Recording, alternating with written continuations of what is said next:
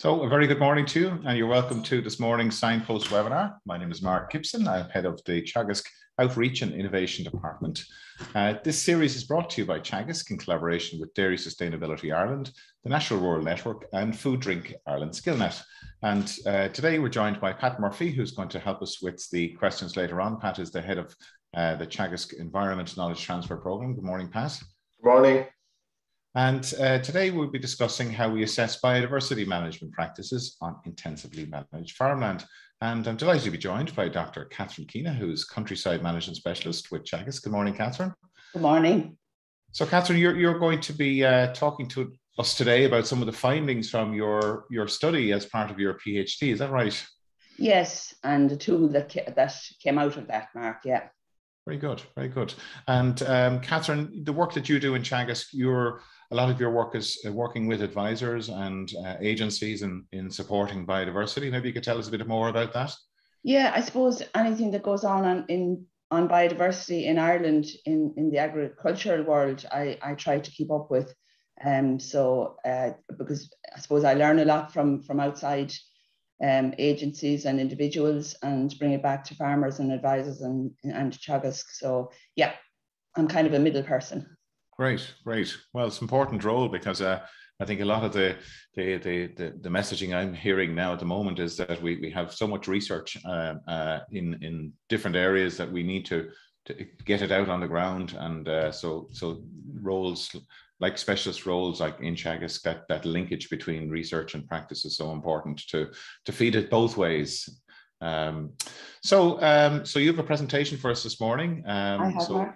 If you could share your screen with us, that'd be great. And please do send us your questions using the Q&A tab at the bottom of the screen. And today's webinar is brought to you as part of Teagasc's Science Week activities. Science Week commences next week. Officially the 7th of November, running to the 14th of November. And there's lots of information available on the Teagasc website about different events, family events and events of interest, all highlighting areas around science of agriculture and food. So, and also today's webinar is being recorded and will be available on the Teagasc website afterwards. So, Catherine, we'll hand over to you and we will chat to you afterwards. Thank you, Mark. And as you said, this is based on a PhD research study, and my supervisor, to whom I'm very grateful, is Jim Kinsella in UCD. So, biodiversity. I suppose what got me going on this subject at this stage of my life to go and do a PhD on it. So I suppose, why should we care about biodiversity? Why do we care? A couple of reasons. The law is one. There is legislation there.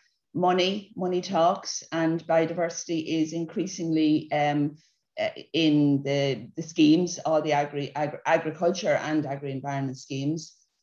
Marketing, I think, is the one I have spent a lot of my time over the last number of years working with people who believe and understand the green image of Irish farming, both farmers and policymakers, and that is a major one. And fourthly, it's probably being maybe a scientific background. It's one I was hesitant to kind of talk about the niceness of biodiversity, but farmers keep talking to me about the well-being. We hear a lot about mental health now. Nice to have and pass on to the next generation a farm that's rich in nature. So I think I am putting it there strongly, and especially after the last year, the increase in interest in nature with COVID and what that brought. And interestingly, only yesterday I heard on the radio of a CSO survey showing the results of it showing a high interest in nature. It's a behavioural survey, so it's all about biodiversity and nature. It's only going one way. So why worry now? And I suppose the reason the big interest now is because it is in decline, worldwide and Ireland. The International Platform for Biodiversity and Ecosystem Services has confirmed 1 million animal and plant species threatened with extinction. The Millennium Assessment confirmed changes in the past 50 years have been more than at any time in human history, answering the question that, there are always changes, and there are, but not anything like now. And again, both worldwide and also Ireland, and I just give the example of our bee species, we hear about 1/3 of our 98 Irish bee species are threatened with extinction. So there is a reason to worry now. So what can we do?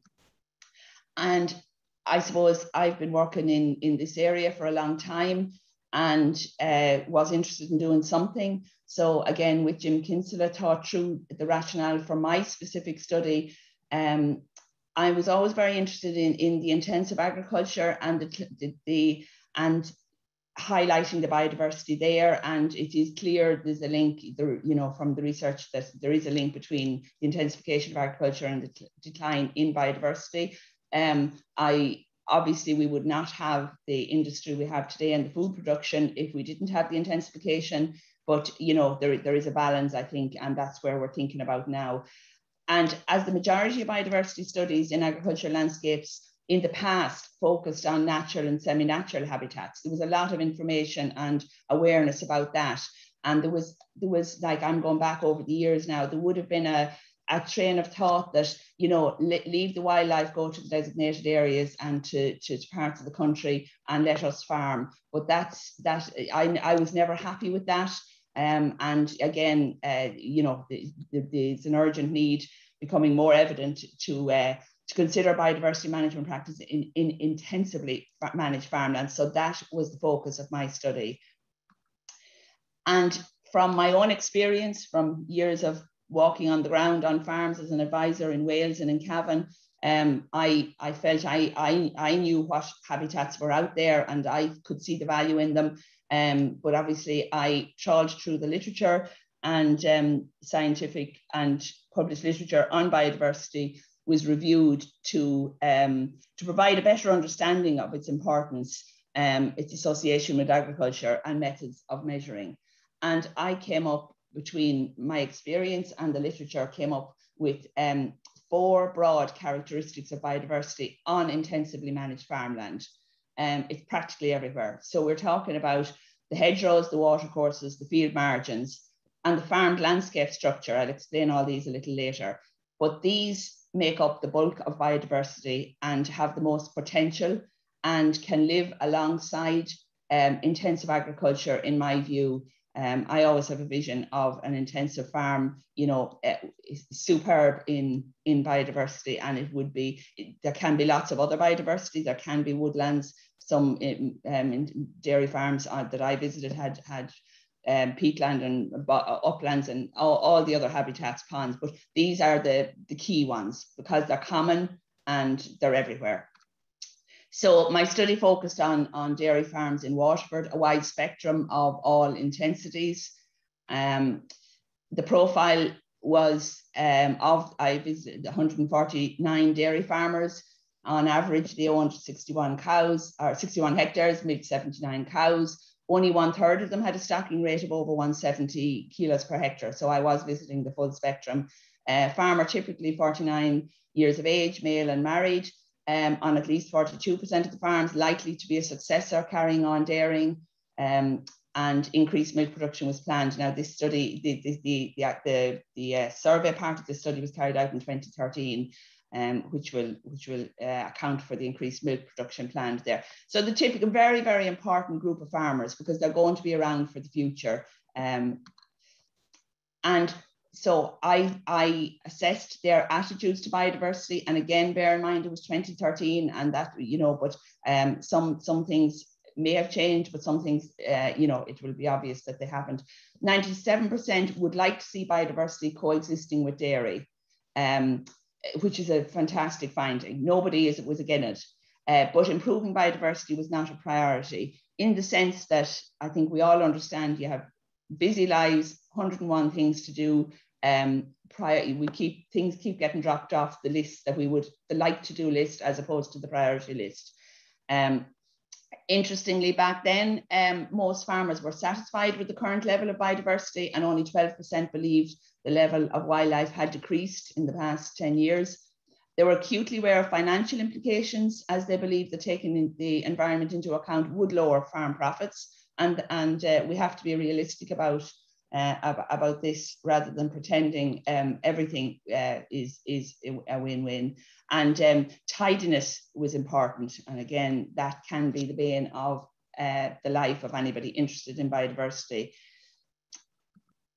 The knowledge was poor, I would say. The detailed knowledge, undervaluation of common habitats. On Roadside Hedges, what's strange is wonderful, and we have to be very careful about what's common might be less common now. Poor understanding of biodiversity, as in native biodiversity, as in provenance. As you know, pheasants were mentioned by practically every farmer as an example of biodiversity, which obviously aren't a native species.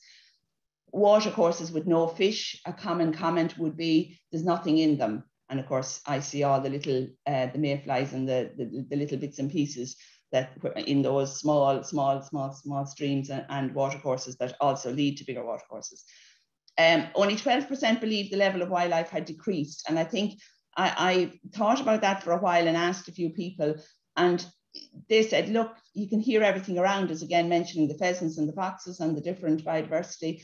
And I think what it is there is no silent spring. Way back in the 1960s, Rachel Carson's book talked about a silent spring. It says what it says, and that hasn't happened. And that is explained by the gap left by the extinction of a specialist species has been filled by common species. So how many of us wonder when we go out where the corn bunting is? You know, an inconspicuous specialized species that has become extinct, because there's other birds fill the species. So it's the specialist species. It's the same with the bees. 1/3 of the bees are gone. Do we go out and notice that? You know, only the very, very specialist bee people would notice that. So that was what I found, and my job then was how to improve practice, having worked on this since the very beginning of the agri-environment schemes for many, many years, and having, you know, had a lot of media coverage, writing an article in the National Farming Press for 7 years, and so people were very conscious of what I did, but we weren't getting practice change. And I suppose that's where I was coming at. What do we need to do differently? So this particular group, if we are going to engage with them, they had have a high level of engagement with advisory services and discussion groups, not necessarily chagas, because there was a wide range of farmers, engaged with farming organizations, but few with environmental organizations. They sourced their environmental information from their traditional sources of agricultural information. That was very, very clear. And a very important one that I think we've come across in other studies before, how important family members and other farmers are, along with farmisers, as key influencers, as opposed to information sources would be the agricultural advisor, but influencers, the family members and other farmers are right up there with the advisors. So that obviously is a huge reason why we do discussion groups. 66% had been involved in agri-environment schemes, had or were. So, you know, a very open group to anything that's going on, anything that's sold to them, basically. So that's kind of was my job. How do we sell this to them, to this group of farmers? So my conclusions, having thought a lot about it and discussed it, we need clear focus messages. Again, I've been speaking for many, many years. Maybe I've said too much. For example, on hedges, you know, I've been writing and speaking about hedges for a long time, and maybe I need to be clearer. Explain the why, really, really important, rather than the rules, because the way to get to the result can be different if the farmers understand why, and if the advisors understand why we're saying something. We're halfway there. Delivered by trusted agricultural advisors. Again, for years I was defending the agricultural advisors when people said, you know, blamed agricultural advisors for where schemes did not deliver.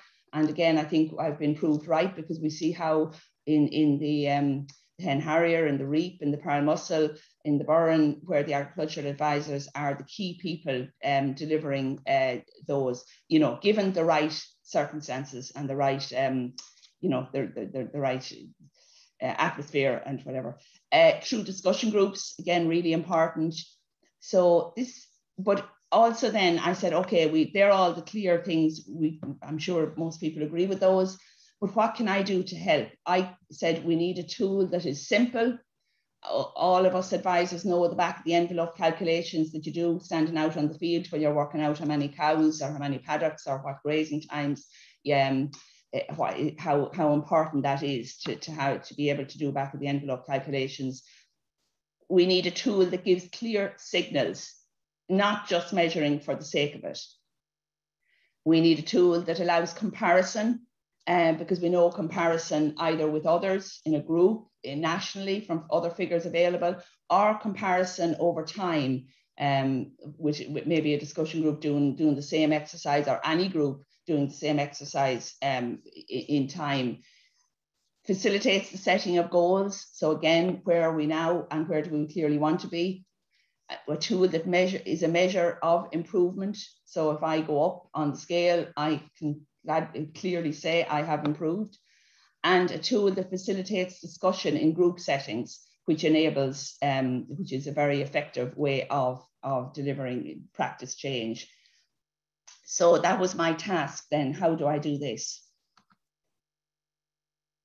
And where to start? Again, to remember to follow the principles, retain existing habitats, maintain habitats and biodiversity before we go enhancing. And enhancing is always a kind of a dangerous job. We need to be very, very careful not to do more harm than good. It's a fantastic thing to do, done right.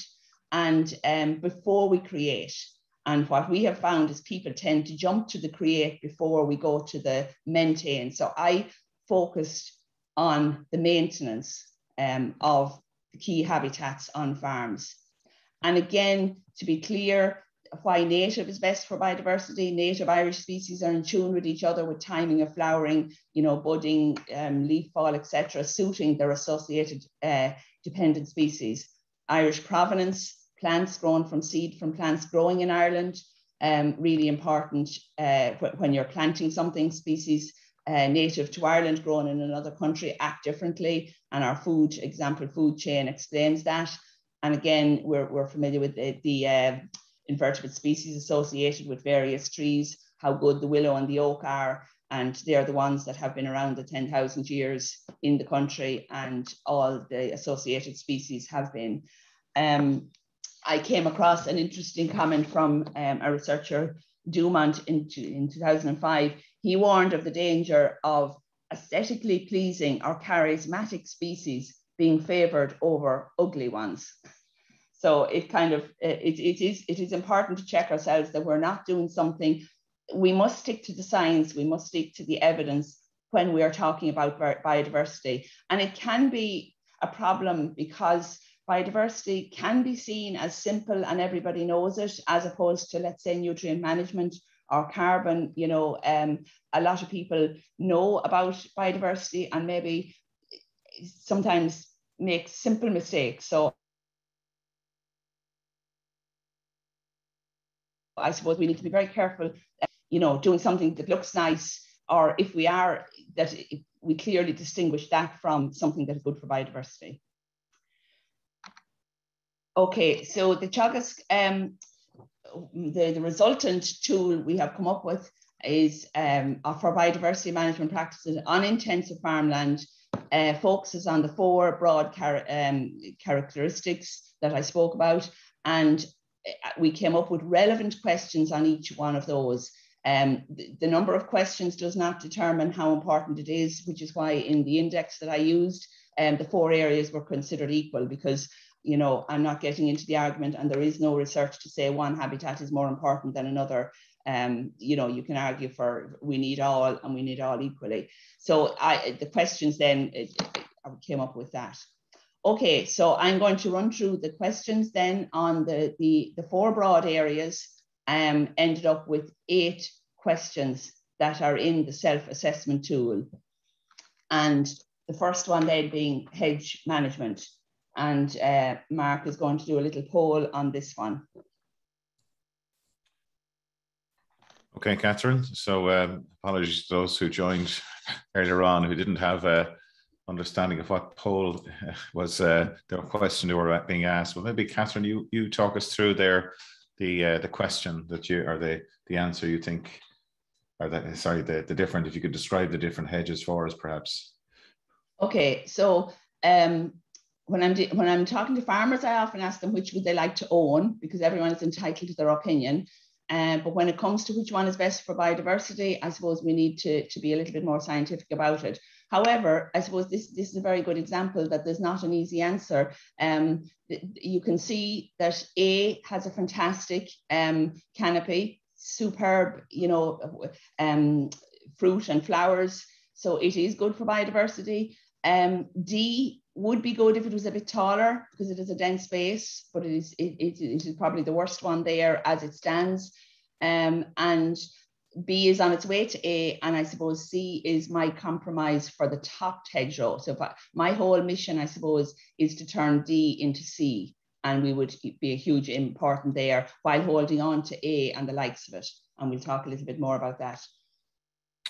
Okay, so we have 69% of people have voted for hedge C, and 20% hedge A, 11% for hedge B, and then 1% for hedge D. Okay, and that's fair enough. And to be fair, hedge A is pretty extreme, isn't it? We could get a better hedge, and we'll see later on. But I think it's just worth kind of thinking. And this is what we need. We need farmers and contractors to think. And then, you know, there are lots of different answers, perhaps.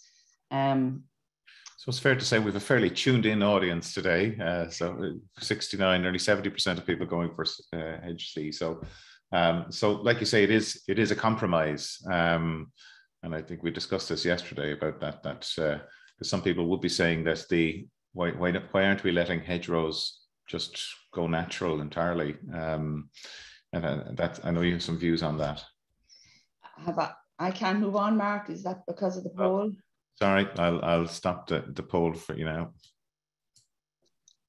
Is that working now? Do I need to stop sharing and share again? Oh, no, there's the hedgerow poll coming up. No, that should be working for you now. Nope. The poll has ended now. Screen sharing. You may need to just X on the poll itself, Catherine. I can't see the poll at this stage. I'll stop sharing and share again. Click on your screen there. Sorry. You click on your screen there. That's not moving it on, is it? No. Okay, maybe stop. Oh, sorry, now we're right. Okay. Great. Yeah, thank you. Okay, so question 1 on hedge height. Is the height of all your internal hedges at least 1.5 meters above the ground level or above the hedge bank if present? Because I think the last picture there, D, showed clearly that while the hedge is quite tall, there's only a fringe of a little hedge on top of it. Stock-proof, farmer is happy, but no birds will nest in that hedge because they need to have cover above and beyond. The birds of prey will get them if they're up near the top. The foxes will get them if they're near the bottom. So it's so logical, but the bigger the better. But if we want to keep the hedge in as a dense base, we do need to cut the growing point. But that doesn't mean it has to be cut to the scut. You can see the height of the gate there. That's a hedge. We have lots of hedges that are 15, 16 foot high, but still the growing point is nipped. And to be honest, I personally like little and often cutting, provided we leave have the flowers in every hedge. So the topped hedge on the top now, again, the picture there isn't very tall. It should be taller, but the principle of the tree is what I'm trying to get at there. The question, number 2 question is there a flowering thorn in every hedge on your farm? Derogation looks for one every 300 meters. I would be quite happy with that if an extra one was left every year, if you know what I mean. It's a practice. We want to kind of leave a new one every year. So the topped hedge there, if it has, there are, as I just said, buckets of flowers and fruit on a single thorn tree, when it is allowed to mature. But equally, the escaped untopped hedges down at the bottom left here, they are obviously a flower. There's more than one flowering thorn in that hedge. There's loads of flowering thorns in that hedge. That is absolutely super, but is likely to be getting thin at the base.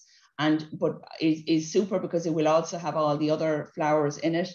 And I would love on a farm to have, on every farm, that they would have some topped hedges and some escaped untopped hedges. So again, the flowers for the bees and the fruit for the birds and the small mammals. And again, really important, and again, coming back to derogation farmers, the new thorn sapling, which the derogation allows, but is very, very poorly understood by advisors and by farmers. What we mean here is to allow a thorn tree, and this picture on the top of the left has only been left which was about 4 years after I took the picture. It was in Chagas Grange, where Francis Collier listened a number of years ago before the derogation came in, and you can see already it's on its way to being. Now it's not for until it becomes mature, it won't have that huge volume, but it is on its way. And similarly in this hedge here, the thorn trees as opposed to the ash. And yeah, so really important to leave those apart from the new thorn saplings, apart from becoming the future superb flowering thorn tree. They also provide signposts. You can see my picture on the right there. You know, small birds don't sit up in the top of a big oak tree. They will sit on something a metre or so above the body of the hedge. In my own study, 81% retained saplings of farmers, but only 22%, sorry, I'm seeing my screen there, retained the thorn. Okay, now just to, my study, as I say, goes back a while, but has been taken on by a number of people, or at least the principals. So Aoife Leader is doing a PhD in Chagas at the moment, and she's been working with us in Kilkenny Waterford with discussion groups with the advisors, and has used this with 90 farmers. So again, she had her results came up similar to mine, but 79% had the hedge height over 1.5 meters. 87% had mature saplings or thorn trees present. And Michael Murphy and Anne Markey did his MAIS on 53 Mead derogation farmers, and again came up. I'm sorry now, well, there we are, I can see it now, in 93% and 77% equally. I suppose I'm really showing is that the procedure works when they use this in groups of farmers, and the figures are similar to what I found to Aoife's, to Michael's. Sorry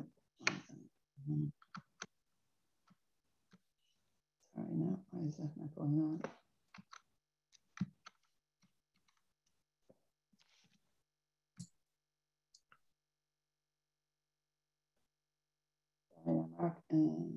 Oh yeah, okay. Okay, so hedges, I think we've got, that's very clear, height for the birds and flowers for the bees.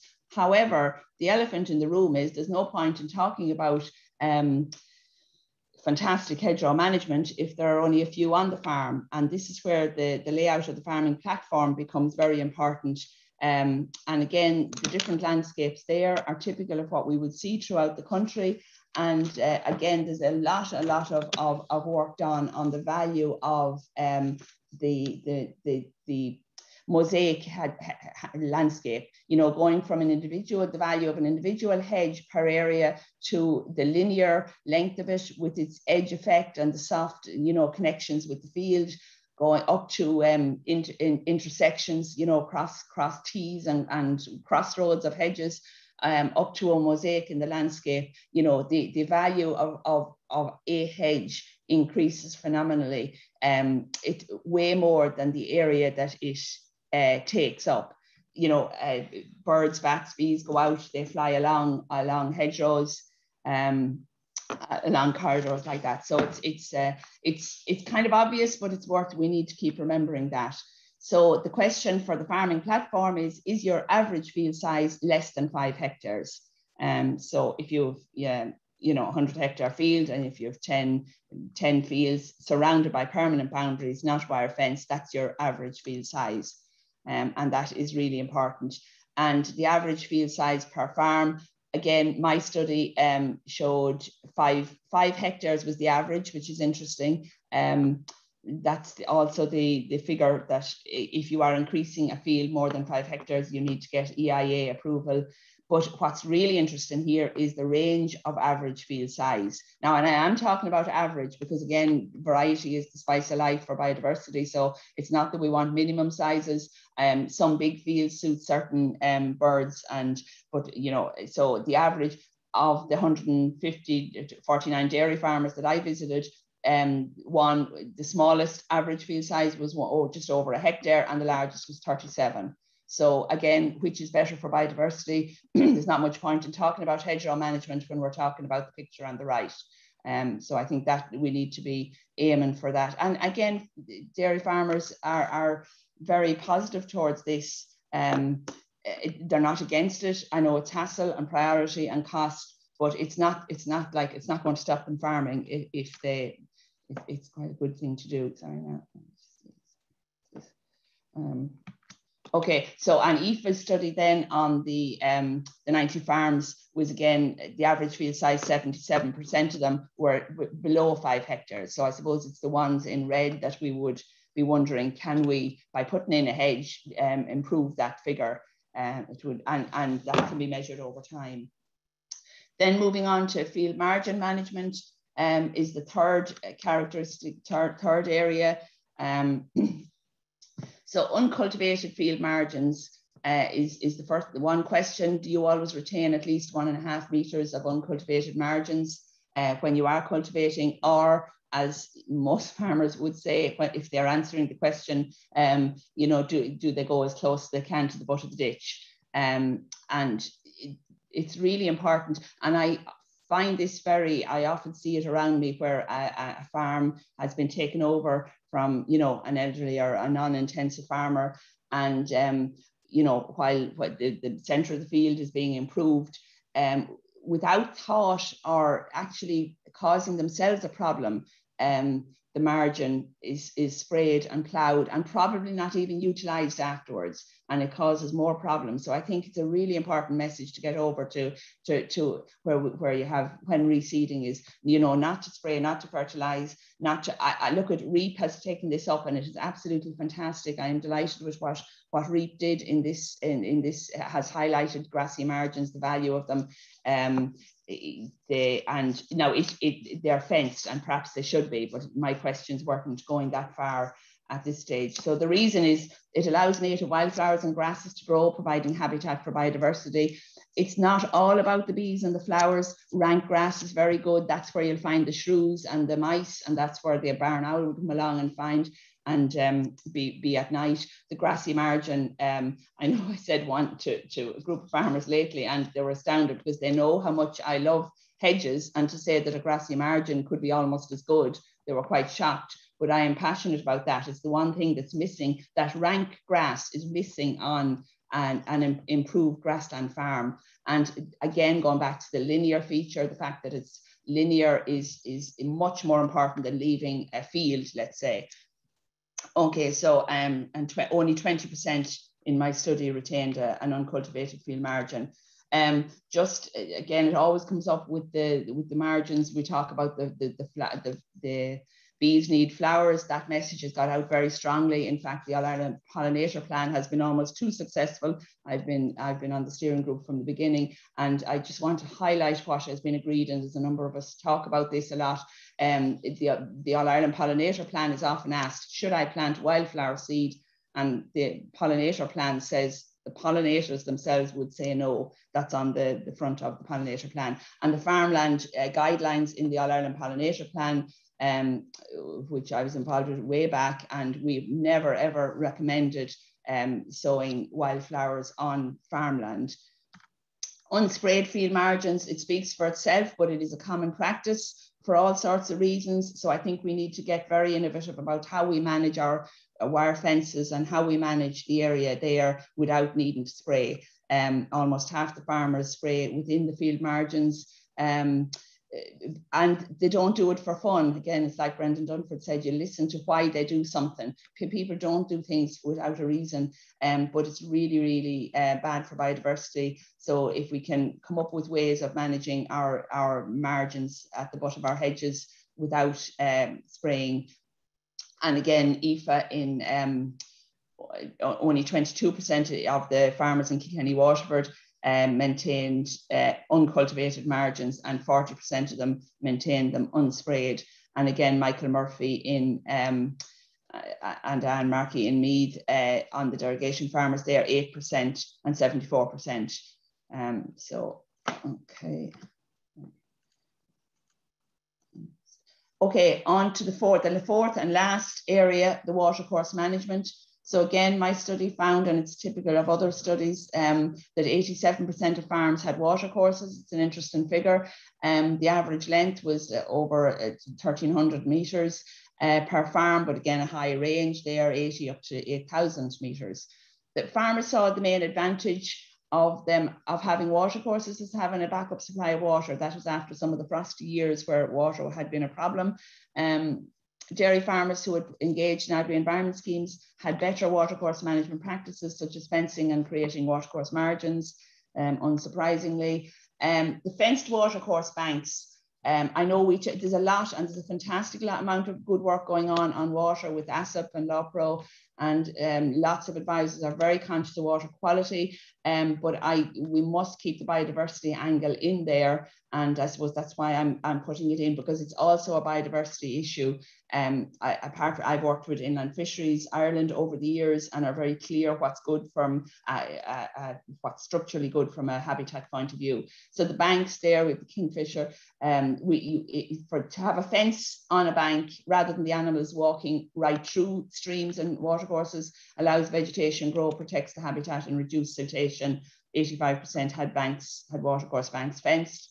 The watercourse margin, again, a separate habitat. We've talked about the grassy margin, the values of it being linear, being rough, being different from the middle of the field, potentially containing a lot of diversity of plants. The middle of the field, the way we keep the ryegrass is you fertilize it and you graze it well. So the minute you pull the fertilizer and the grazing off a margin, a watercourse or a grass field margin, over time it will develop into different species, and you'll have the strong grasses, the cocksfoot, and you'll have the spiders under them, and you'll have the beetles and all sorts of biodiversity there. The difference in the watercourse margin over the field margin is that where we introduce the element of water, we again introduce another whole suite of species. I just showed the otter and the frog there, but different plants. The fact that it's by the river gives it an even more important one. And 63% of my farmers had the watercourse fenced. The third one then being a completely distinct one, because previously schemes had protected the watercourses and the margins, but animals were still allowed drink. So more farmers than you would think still access drinking water for livestock drinking. Now I know the derogation of that has changed this, and you might be surprised that it wouldn't be the main supply, but it could be an out farm. For many cattle farms or dairy farms who are not in derogation, it still can. So again, where possible, this is a really important one to prevent livestock drinking access. 36% only excluded drinking access on mine in 2013, and in IFA's then 56% there, and in Michael Murphy's up in Meath 62%. So look, it's just again, it's yeah. So okay, so how are you doing? I suppose this is I'm just finishing up now. What we want advisors on, and they are already using it on Signpost and in discussion groups. This is the tool. It'll be available on the web in a little 4-pager with the little explanations with the questions. Again, the range that I found is what I would expect we will find in any group that you deal with, your clients, your discussion group, that there will be high, low, and average. So the average hides a lot. For any group, there will be, in my group, there was 27 high, 93 average, 29 low. So what we want to know is what is the biodiversity management, as a self-assessment, to ask a farmer, what is their score? The target is clearly 8 out of 8. And to me, this is the most important things on all farms before they go do other things. And how do you compare then? Again, 8 out of 8 for IFA's group, but again, ranging from 2 to 7. So, and it's just, as I said, it's a tool that advisors can use, the farmer, like the way they discuss their milk yield or grass. It can be. So the farm with the low biodiversity management practice score will have few internal hedges. It will have low hedges without flowering thorn trees, field margins cultivated and sprayed, watercourse banks unfenced with drinking points, while the one with the high biodiversity management practice score will have internal hedges over 1.5 metre with flowering trees. Ideally both topped and escaped hedges, field margins uncultivated and unsprayed, watercourse banks fenced with margins, no drinking points. It's all very simple, but I suppose what I'm trying to get at is how do we get it there?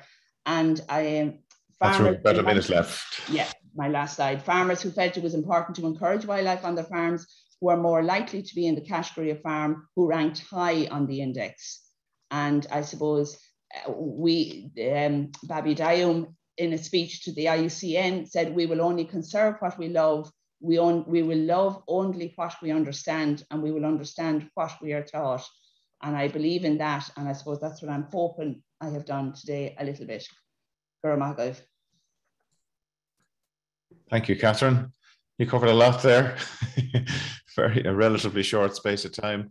And huge interest in your presentation. We have over 350 people joining us this morning. So really, obviously, a very topical area. And of course, this week has been agriculture has been in the media for other reasons. We have the carbon budgets, which were announced yesterday. But I think we can't lose sight of the other aspects of the environment: water quality, biodiversity, and soil quality. And so I'm delighted that we're able to you're able to share your results with us today. Catherine, before we get into the questions coming through from our audience, I suppose I have a question for you in terms of the future. You know, what can we do differently, or where would you see the main opportunities to really ramp up our performance on the biodiversity side of things over the next number of years, given the trajectory of where things are headed at the moment? For example, I know there was a big discussion about results-based schemes in the Oireachtas this week. Perhaps you could maybe touch on some of those areas. Yeah, I suppose there's a very distinct difference between the extensive farmland where the biodiversity is in the middle of the field, and I haven't touched on that, and that's particularly where the results-based schemes are very relevant. And for the intensive farmland where the biodiversity is in the areas peripheral to farming, it's really, really simple. It's just doing it and leaving space on those farms in the right way, and being aware of the right practices, which is them 8 things, Mark. Mm-hmm. Some comments coming through there asking a question: is there an overemphasis on hedgerows, on intensive farming areas? Are there other aspects that like you've clearly demonstrated that in your presentation today, but would you agree that there maybe is I said I would put hedges equal to the watercourses and the grassy margins, which are a totally different habitat to the hedges. So yeah, but once those 8 things, once the routine, I'm into the maintenance there. If we're moving on to the creation, I mean, the world's there's no end to what you would do. You know, ponds, wild bird cover. I love to see that on a patch of that. There is so much there. You know, trees, woodland planting, corners, etc., etc. But my message is we must get the basics right first. Mm-hmm. And I thought your slides showing, you know, the retain, maintain as your first steps is really, really important message. You know, that, you know, just moving hedgerows around isn't really necessarily a good thing as such, or replanting and moving. Pat, we better get stuck into a lot of interest. Yeah, no, a lot of questions coming in. And I suppose one important one to begin with from Kieran Kenny, and he just asks about other habitats that may be on farms, such as ponds, woodlands and turloughs. Just to I suppose, reiterate your message. Yeah, reiterate that I'm not ignoring them, but I've spent 25 years talking about everything and have got nowhere. So I think I don't think you've been fair on yourself there. But we need to distinguish between, and I've said there's a clear distinction there between the linear habitats. So I think this is a self-assessment tool for linear habitats. Then let's move on to all the others. Okay, and I suppose a question there. In the years where, since 2013, in your view, there's been obviously a massive increase in production and in dairy production on the farms that you've had.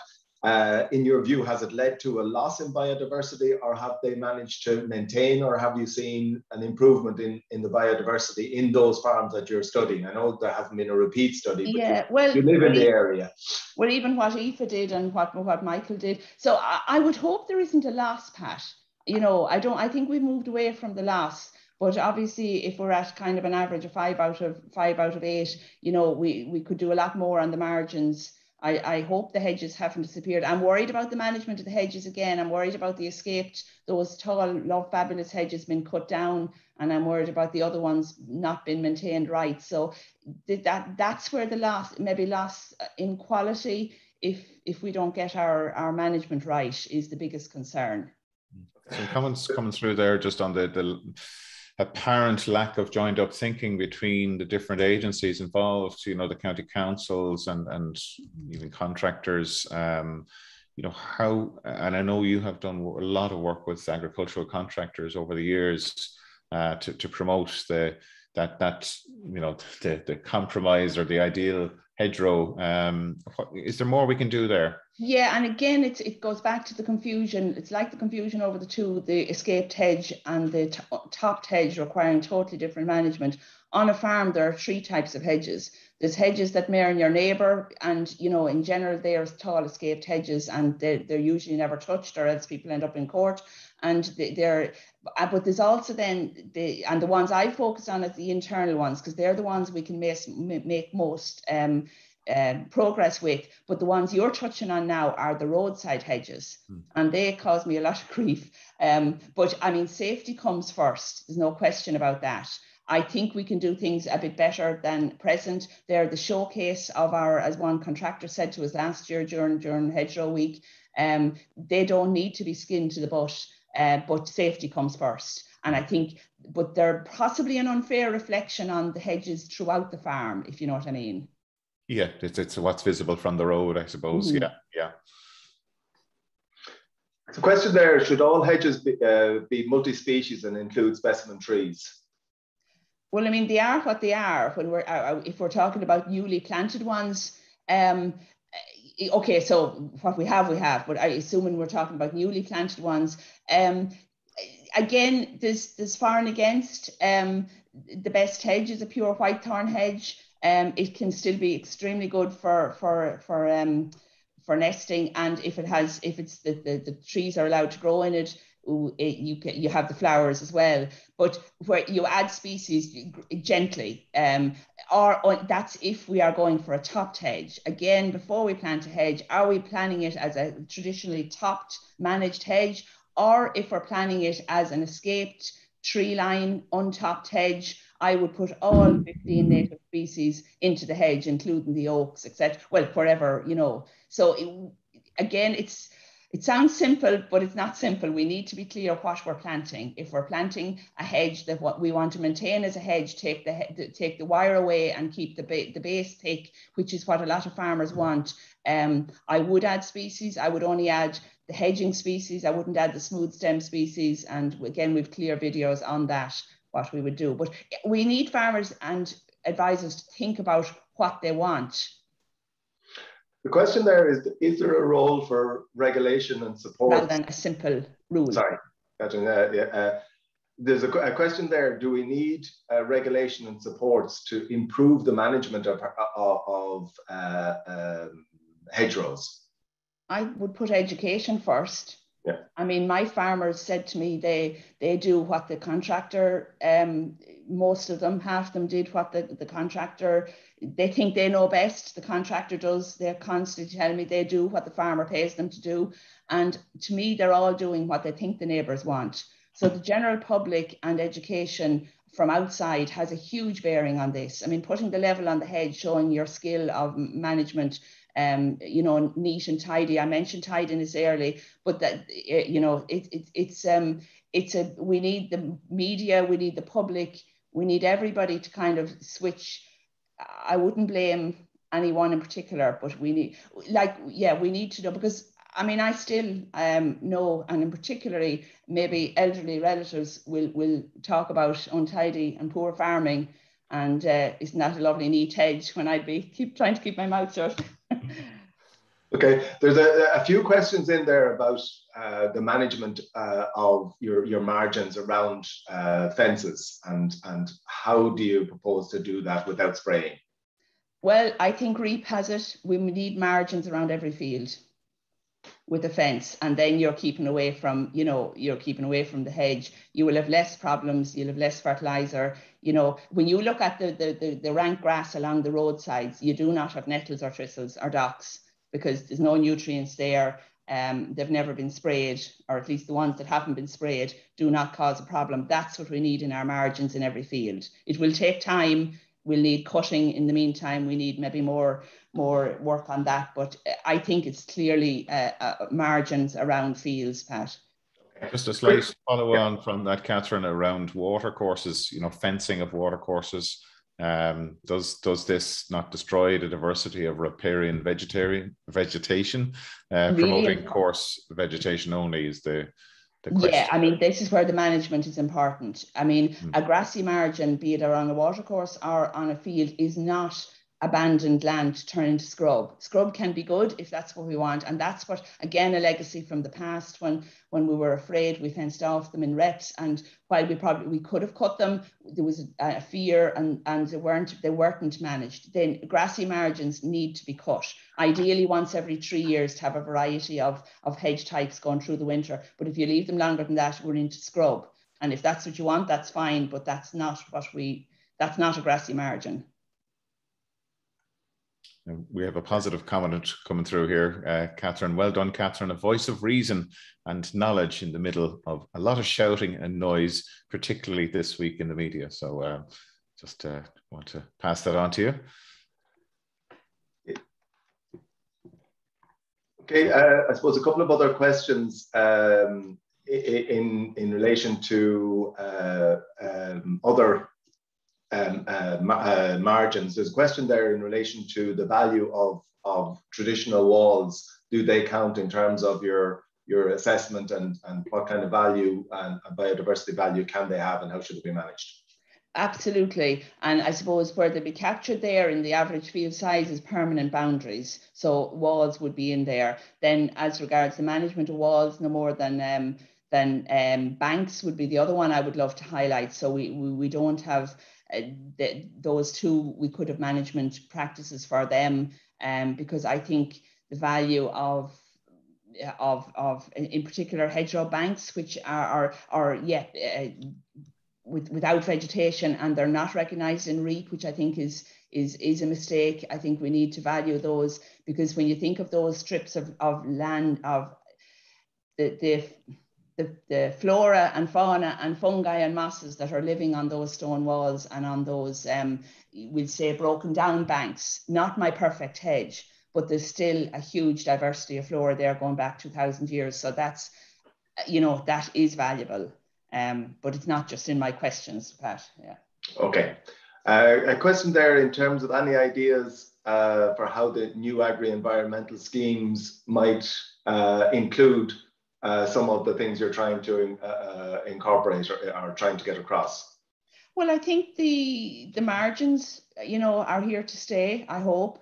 Really, really welcome them in REAP.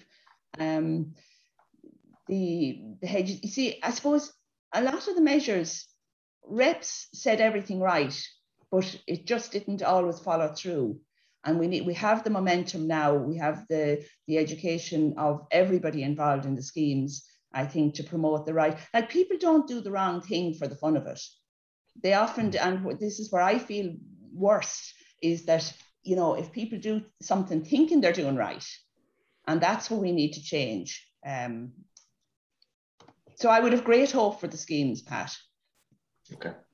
Yeah, that's good. A few and comments. I suppose the education, sorry, Mark, the education beforehand is critical, you know, and nobody should do hedge laying or coppicing or any of those delicate operations without, you know, doing it, training and doing it properly.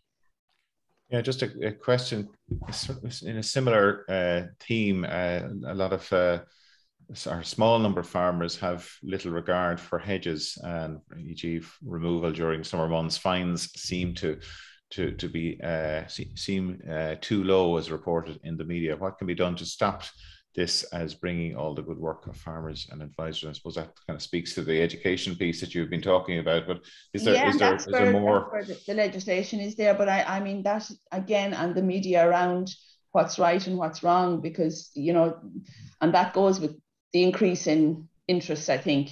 So it's, I mean, there is more this year than ever of that, more awareness of that. I mean, yeah.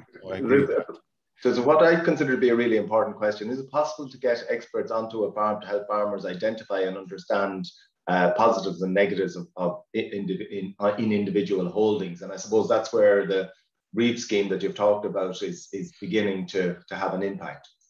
Yeah, and I think that's where all FOSS advisors, you know, who are getting more and more training on biodiversity and are more totally involved in these schemes. I come back to the point of who the farmer listens to. You know, they may not listen to me, they will listen to the advisor who they trust. Yeah. Okay, we're coming near to the end of our session here, and I just want to bring to the attention of our viewers some interesting events that are happening next week as part of Science Week. Is taking place from the 7th to the 14th of November. So log on to the Teagasc website, where it's very obvious on the website there around what's happening to celebrate Science Week. So the hashtag is Fest Farm Food. So do please check out some of the events that are happening up on our website there next week. And also just to bring to your attention, and Catherine, you feel free to add to this as well, there's a meeting or scientific conference happening on the 11th of November from 10 a.m. to 4:30 p.m. and very much focused on the importance of hedgerows in Ireland, including the pathogens and pests of hedgerows species. And that's been organised by the Society of Irish Plant Pathologists. And isn't it a lovely name, Hedgecation? I'm going to steal that again. I think it's a good one, all right. Yeah. And maybe, Catherine, you mentioned Hedgerow Week. Teagasc will be running a Hedgerow Week again in 2021 in December. Am I right? The first week of December, the 6th to the 10th. And if there's anybody listening who wants to engage or, you know, work with us on that, I would be more than delighted. We all need to work together, I think, in particular in the field I work with, because, you know, as I said, there's a lot of good work going on, maybe outside agriculture, that we can work with, and vice versa. Yeah, great. And look, sorry to everybody who had sent a question through. We just haven't had the time today. A huge amount of interest in this topic. So, Catherine, no doubt we'll have you back again to maybe give us an update in the new year. And of course, sure, Hedgerow Week, we might actually get some input during that week as well. It might be a nice idea to combine some talks with that. Very good. Okay, Pat, look, thanks for helping with the questions, and thanks to our production team, Andy Boland and Yvonne Maher. And we do look forward to seeing you next week. We'll be joined by Seamus Carney, who's working with the Signpost programme, and Jonathan Heron from Teagasc Moor Park, and be talking about farm-specific mitigation strategies and practical actions to reduce greenhouse gas emissions. So obviously a really topical subject area, given the publication of the carbon budgets from the Irish government. So no doubt there's a challenge there, but I think there's lots of people up for that challenge. And I know certainly within the Teagasc team, are very much determined to work in partnership with the industry to achieve those targets. So with that, Catherine, thank you again for your excellent presentation today, and your presentation will be available on the Teagasc website in the coming days. So thanks again, everybody, and do join us next week for this. Okay, thanks again.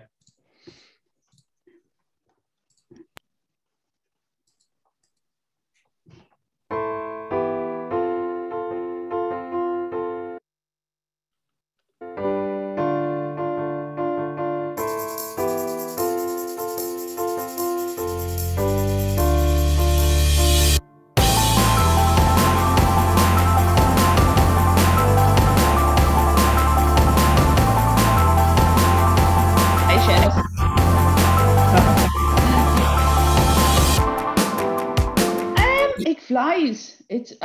Yeah.